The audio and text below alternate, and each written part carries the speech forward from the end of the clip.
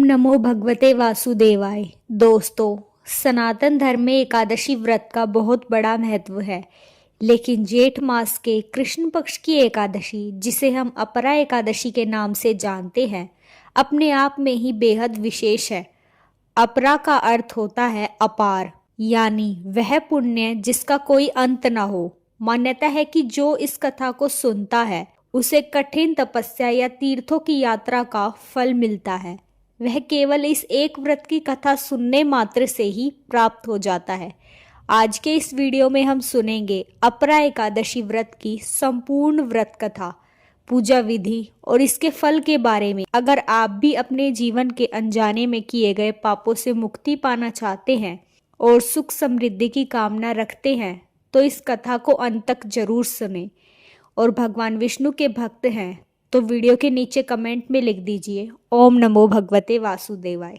मित्रों, इस कथा की शुरुआत द्वापर युग से होती है, जब धर्मराज युधिष्ठिर ने भगवान श्री कृष्ण से प्रश्न किया, हे जनार्दन, ज्येष्ठ मास के कृष्ण पक्ष की एकादशी का क्या नाम है, इसकी विधि क्या है और इसे करने से किस फल की प्राप्ति होती है, कृपया विस्तार से बताएं। जब भगवान कृष्ण मुस्कुराए और बोले, हे राजन, आपने लोक कल्याण के लिए बहुत ही उत्तम प्रश्न किया है।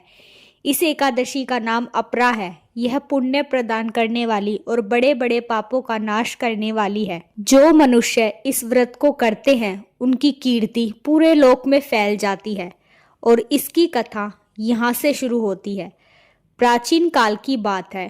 प्राचीन काल में महिध्वज नाम का एक धर्मात्मा राजा था। वे प्रजापालक और बहुत ही दयालु थे, लेकिन उनका छोटा भाई वज्रध्वज उनके स्वभाव से बिल्कुल विपरीत था। वह अत्यंत ही क्रूर, अधर्मी और अपने बड़े भाई से ईर्ष्या करने वाला था। एक रात अवसर पाकर वज्रध्वज ने अपने ही बड़े भाई राजा महिध्वज की हत्या कर दी और उनके शव को जंगल में एक पीपल के पेड़ के नीचे गाड़ दिया। अकाल मृत्यु होने के कारण राजा की आत्मा प्रेत योनि में भटकने लगी। वह आत्मा उसी पीपल के पेड़ पर रहने लगी और वहां से गुजरने वाले हर राहगीर को परेशान करने लगी। एक दिन सौभाग्य से वहां से धौम्य ऋषि गुजरे। उन्होंने अपनी तपोबल और दिव्य दृष्टि से जान लिया कि यह प्रेत कोई और नहीं बल्कि राजा महिध्वज की आत्मा है। ऋषि को राजा पर बहुत दया आ गई। उन्होंने अपनी शक्ति से प्रेत को उसके पूर्व जन्म के कर्मों और उसके साथ हुए अन्याय के बारे में बताया। ऋषि ने राजा की आत्मा को प्रेत योनि से मुक्ति दिलाने का संकल्प लिया।